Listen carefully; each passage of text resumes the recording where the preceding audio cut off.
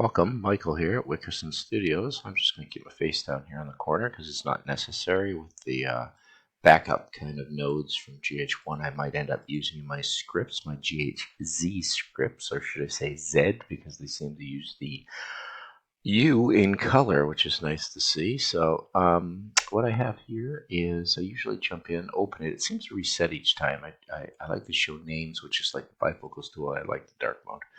I leave it in perspective window, but I very rarely need to see it or see anything with what I'm doing. And I'm going to open a file. Let's see. No, we'll open this simple desktop, day 4. And there we go. What I did was I went into, and I kind of did what everybody else was doing at the start, which was pretty nice, but I liked seeing what happens. So I'll kind of repeat these things. I kind of went right through the params. When you drag in a param and you right-click on it, you'll get all of the little characters of that node, and you're able to do some wonderful things with it. But if you double-click on the left, you can type the values. So you can type 1, 2, 3, 4, and boom, you're in, and you have those numbers ready to read. You can see how they read in the panel. The panel is also nice because it keeps adding things as you go this way along the panel, and it gives you these kind of side notes of what it is.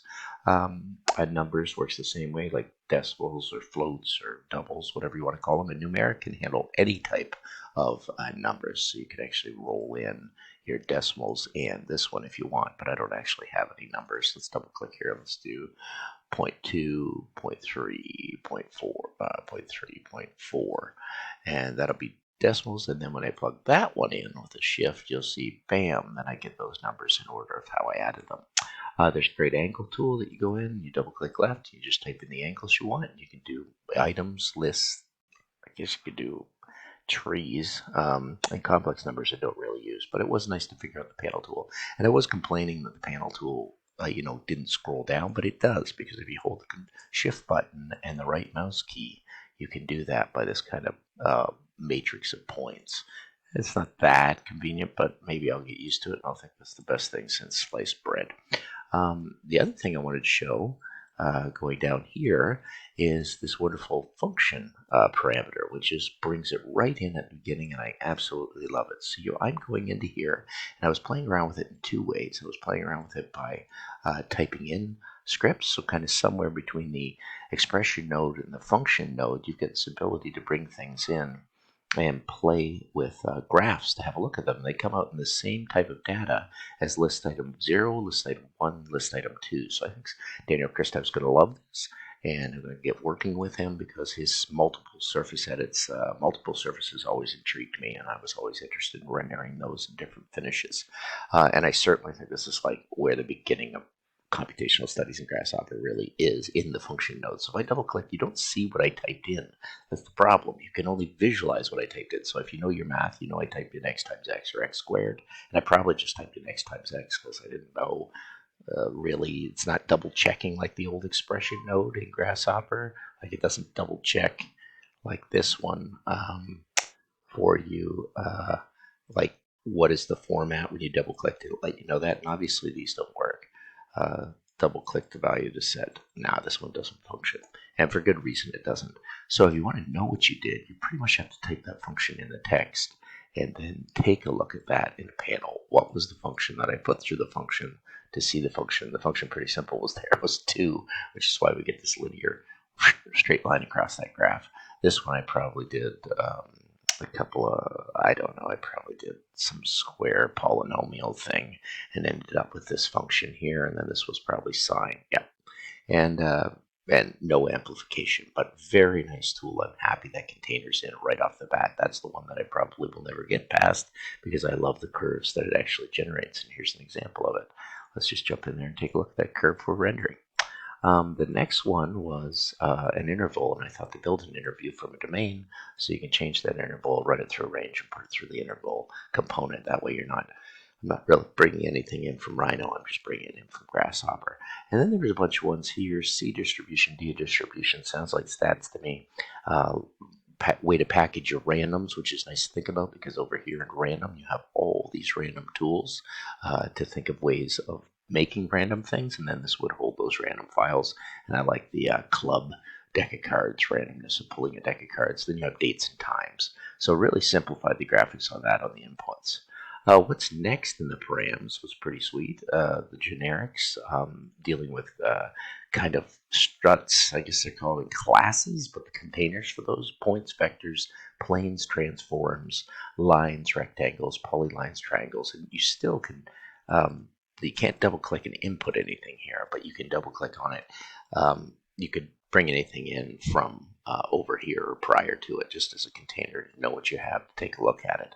I don't really like that it doesn't say, it kind of says what's in it, but doesn't give a ton of details. And those are the ones I'll probably use: circle, curve, arc, blah, blah, blah, blah, blah. Well, what's missing is the geo. And the geometry's cool, but I guess it's reflected in not field or endpoint, loops, curves, tubes, or mesh. I thought it was maybe in the generic node. And I thought there was a generic node in here. These are called geometric, but I thought there was a generic. Maybe I'll remember where that was after. But those are wonderful containers. If you end up using containers, I try not. I only bring them kind of midstream, downstream in my scripts, so I know what I'm doing. I do love all these things, and I think they're fantastic. The number slider. It would be nice if there were some hotkeys to get it set, just from the way we used to do it in Grasshopper 1. But you can right-click and get in there and change whatever you need to do, and you can kind of view things differently. I don't think I really care for that too much. There's something else I really liked on another tool when looking at a panel. I think that was it. When you go into the panel and you write, you can actually make it so the panel gets simplified, so you're not seeing anything but the data. So I think that's nice. And then in the end, there's show types, which would really help the programmer if you're trying to figure out how to put this into C nodes. Even though there's not C nodes, and I'm waiting for this Rhino common, I'll have to figure out how to get programming in Python and C in Grasshopper 2, which is coming. Just really get in here and play. Open up everything. I love these little black bars that allows you to go in here and type whatever you want. And this little line paper reminds me of like public school, so that makes me feel a little more relevant. The preset on the color picker is nice. It's like opening your color slider. And no, this is the value. That it's kind of like a cherry picker, I think, if I think of that. Setting a value is kind of like, if I could set a text, the things seem to be smart enough to know which one I'm going from. But it probably would be good to know that you're dealing a number as opposed to a string, if you're going to end up using the text input versus the value input. The numeric slider is kind of nice. Same thing. If you want to zoom in, you hold down Shift, right mouse button, and you're able to slide around wherever you want on there until you find where you need to be. Protractor is kind of nice as well. I don't think that does anything, but you can roll up and down on that, which is kind of nice. In multiple degrees and detailed degrees. And that's more for somebody that's kind of troubleshooting something in Grasshopper, which I think you should computationally figure it out perfectly. Another one here. This is the one that's the color picker that you can go in. Of course, I set it to the blue, which is what I like the most. And I guess you'd use a display material. Haven't figured this one out yet. Best thing, if you haven't figured it out, is to right-click on it. And hit the question mark and see what it gives you. And it, what the heck, looks like I'm in a command line over in Rhino, which is not cool. I need to get out of that. End of triangle base. I guess I was trying to set a triangle. Oh, that's when I clicked my, that's interesting. It's back when I was trying to set a triangle. I was making a triangle in Rhino. So I need to, if I want to work from containers and generate geometries in Rhino, let's just go back to that for a second. That's pretty cool. So if I wanted to generate, I could sit here and say, okay, there's a circle. I could double click, and there you go. It's giving me, it's opening up and getting me to make circles in Rhino. That's a really cool interface that wasn't there before, at least as far as I know. So I want to get out of that, and I don't want to make it, so just exit out. This is the one that display material, which I've seen some people playing around with a little bit, but I'm not getting anything more out of that display material. And I guess that's all it does, is it just pulls it in and gives you a nice display. These are nice because you get the gradient that you can go into, and you can play with some presets. I think there's probably up here a whole bunch of little stuff I haven't looked at yet. I'll have to just click around in the gradient editor. That's something for somebody that's more like wants to see what they're bringing out of it. And then this is the one that kind of upset Jose Luis from Parametric Camp, because if you go to the Mathematics tab, there is no tau. But what a wonderful list of things. And I don't know what Soldner and Apari and Prevost is. Here, if you just do the same, but click on geometry, you'll get these details. You can click through all of these wonderful things. Unit sphere versus unit circle. That's kind of cool. So sphere with radius of 1. This one was a constant picker, and all I did was click the same one, go to textual, and choose what I wanted to subscript. This is a really cool node. It comes up looking defaults to pi, the constant picker. And then it's kind of silly here for me, the constant picker going to physics, which is pretty cool. What would I do in there? Vacuum, Planck, oh my god, Boltzmann. Yeah, and physics is like, to me, the top thing to try and make it through undergrad in school. And even though I took my first class in university in in physics at 8 a.m. with Phil Eastman at the University of Waterloo, by goodness, I didn't stay with it as much as I should. I should give thanks to Mr. Foster in high school that got me interested, though. And then there's a constant picker, food. So I'm just going to leave it as apricot. Actually, I've been eating kumquats lately, and Jarrett Mellenbrook has been feeding me those. But otherwise, you've got a pretty wild panel tool coming out of this one node, which is the constant picker. Now, what are you going to use that for? Get in there and have some fun.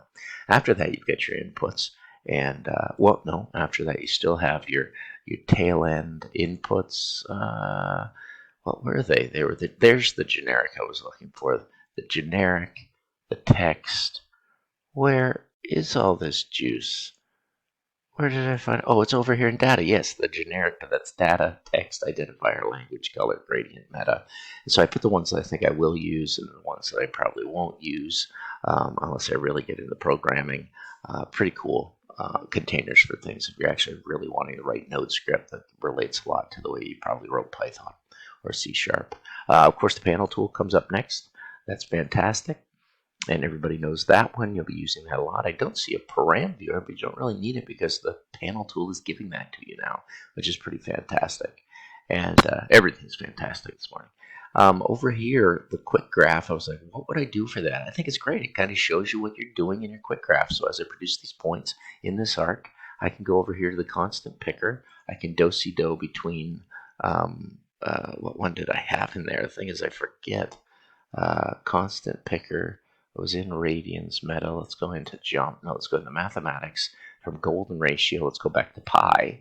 And there you go. You get this nice one here that goes through sine, and you get kind of what it looks like of what you're feeding in. So you get a visualization. So the quick graph is really something sweet. And then all you have to do is figure out how to get your from data file and your to data file and start going back and forth from your machine and what you want to do. Great example, great little summary. I don't know if it's great, but great for me. And I will try and get to use with all of those nodes. It's the same thing I did with Grasshopper 1 that really motivated me to get exploratory. And then nothing's really new. If you can look at this, if you're seeing somebody else do tutorials on GH, at least know where these things are. What you don't have, and what I haven't figured out yet, is like how to come to a node and Control Alt and click on it and see those magic red pointers happen up here. I guess David Retton thought they were a little too primary, and we should know and study a little more than have that given to us every time we forget. But that's it. Hope to contact Daniel Christoph today, and I hope to get going on Grasshopper 2 with them, and I think we're going to come up with some real magic. So this is all for you, Daniel. I think we're going to have a field day with this. Just go in, grab a function. I'm going to cut and paste that. And just take your equation in your math test, kind of like Wolfram mathematics. I guess I'll do x times x times x, because I don't know cube root yet, plus 3 times y. Well, I don't know if I'll get it. Well, yeah, let's do a y. Yes, just do that, and then just wrap it up and see what we get. I'm not sure what we're going to get. And did I get it in there? See, I forget what I ended up typing, and then the panel won't. Don't know if the panel will tell you. It should. No, it'll just give you the visual, of course, because that's what we're doing. So, okay, I got a little lost in that. Let's do something simpler. Let's just do x times x plus cos of x, and I'll have to figure out how these formulas need to be typed. And then what is going on? Maybe I'll override it and it should bump out the other ones. It doesn't. That you don't have to hold down. Oh, now that's weird. Maybe nothing is recorded in there. That's the default. That's that one. I guess that's what I ended up doing in Sign. But here's the different scripts as I type them in. And can I see? I don't get to actually know hovering over here what the expression was, which is that's okay. I guess I should remember that and filter through an expression in these equations. Anyway, that's something we're going to play with, and I'm not going to get too nervous. It will come in order as to how you put it. So you probably want to go here and use the merge tool. And just for those that don't believe me, I guess merge metadata would be it. Yeah, that's the one. If you couldn't find it and you were a little nervous, you can always go down to sets in your old formula, grab your trees, grab your merge, pull that one in. That one probably still will function. But let's see if this one functions well, obviously. And you just add one, which is cool. All right, I hadn't done that yet, so that's always good to try. Let's add that one. And then let's do the same down here. Let's take this one here, the other. It actually looks better. And then here, it doesn't do it. You have to zoom in and hit this little, and it won't do it. The old merge is default because you cannot put in more. You can only put in 2. It doesn't add 1. You've got to shift to this one. So much for using the merge. I'm sorry to give some tutorials that aren't going to help anybody until you figure this out. But that, oh no, merge metadata failed for the conversion. All right, I'm still messed up. So all I can really do is go in here. Hang on, go back to my merge that I had.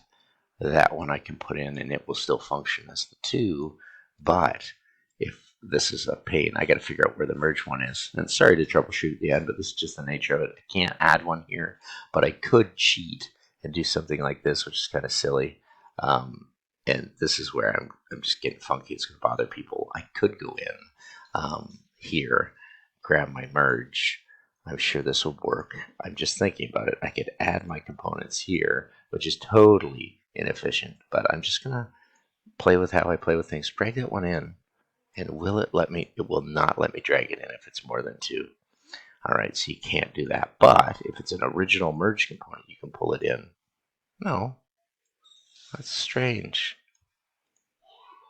Very strange. Okay, let's shrink out. Let's take that merge.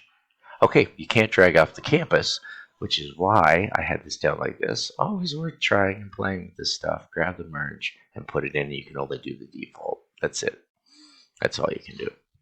There's no workaround, and I do not want to be sitting here plugging this one into here, and this one won't add more. So, well, I could do that. I could just plug it into the same one, but that doesn't break into, well, since merge isn't like, okay, I'm rambling. Since merge isn't like entwine, it's not going to maintain the tree structure, so you can just keep plugging into the first one, which defies the point of doing a merge. So I think I'm just going to bypass that, and sorry to confuse everybody, but that's the type of troubleshooting I think people will get frustrated with, and you just got to plug through it. Be happy with what you're doing, be happy in your work, and just keep going. So we'll take a look at panels to start. We can always take our points and then start moving in the curves and doing geometries, but it's going to be baby steps for a while more. Thanks for watching.